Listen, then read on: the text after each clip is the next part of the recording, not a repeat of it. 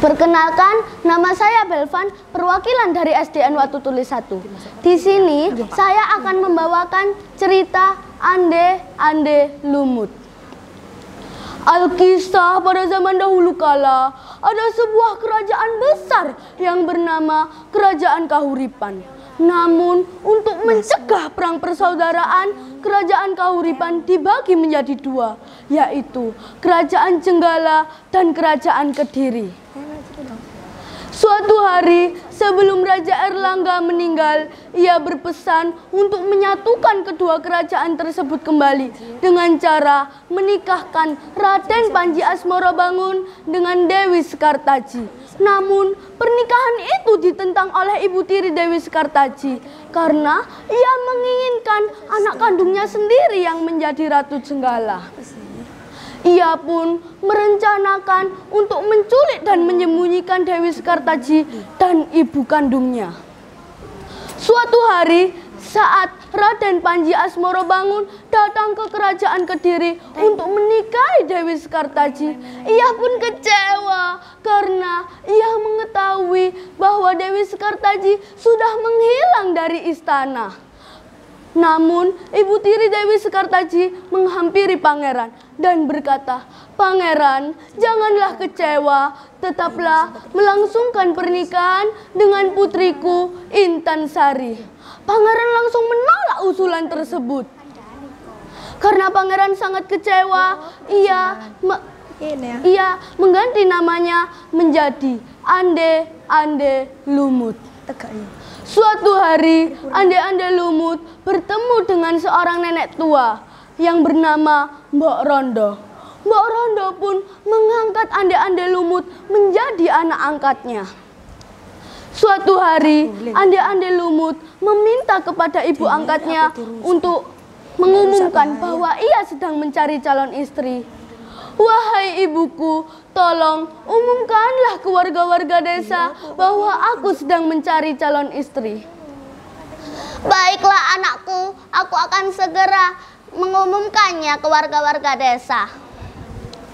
Banyak gadis-gadis desa yang menghampirinya, namun tidak ada seorang pun yang ia terima untuk menjadi istrinya.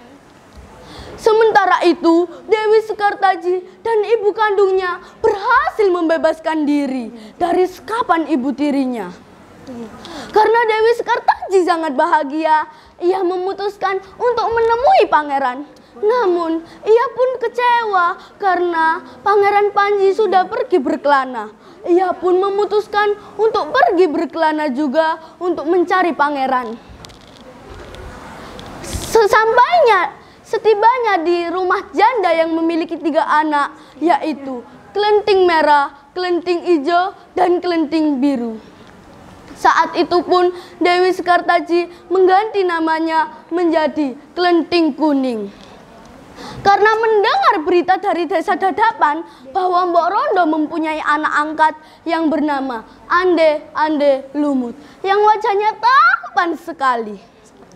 Karena berita tersebut terdengar oleh keempat saudara gadis cantik tersebut, ibunya menyuruh anak-anaknya untuk pergi ke desa Dadapan. Namun sayangnya Kelenting Kuning tidak bisa mengikutinya karena banyak pekerjaan yang harus ia selesaikan. Sesampainya di tepi sungai, mereka kebingungan bagaimana caranya untuk melewati sungai yang selebar ini. Bagaimana caranya untuk melewati sungai yang selebar ini? Di tengah kebingungan tersebut, datanglah seorang pemuda yang bernama Yuyu Kangkang. Yuyu Kangkang pun menawarkan bantuan. "Aku bisa membantu kalian, tapi dengan satu syarat, perbolehkan aku untuk mencium kalian bertiga." Awalnya mereka bertiga tidak mau, namun pada akhirnya karena itu jalan satu-satunya, mereka menyetujui persyaratan tersebut. Sesampainya di rumah Mbok Rondo, mereka memperkenalkan dirinya satu persatu. Mbok Rondo pun memanggil putranya. "Putraku, si Ande-Ande Lumut, temuruna ana putri kang unggah-unggahi. putrine kang ayu rupane. Lalu ande-ande lumut menjawab, duh ibu, kula dereng purun. Duh ibu, kula boten mudun. Najan ayu sisane si yuyu kangkang. Ande-ande lumut menolak ketiga gadis tersebut.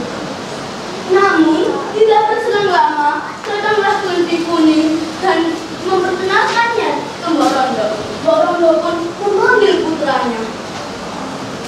Putraku si ande lumut keturunan putri kamu gaungai putrine kang ala rupane kenting kuning iku kang dadi asmane.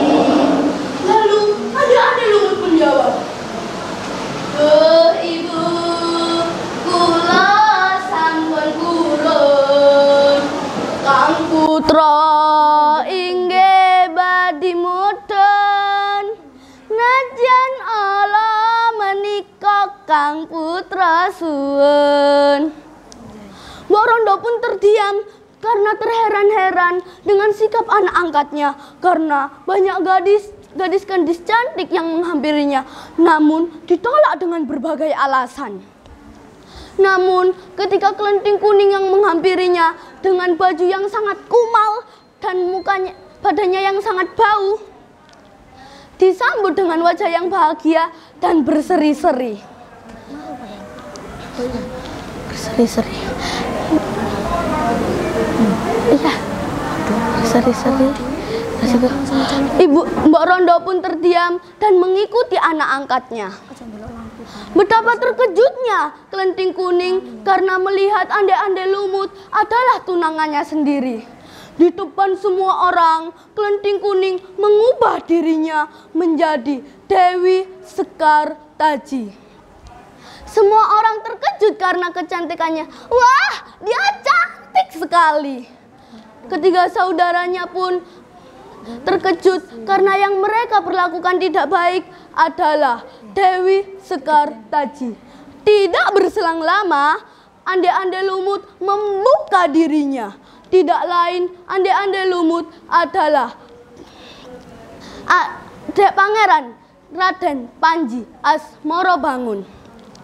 Kedua sejoli tersebut sangatlah bahagia.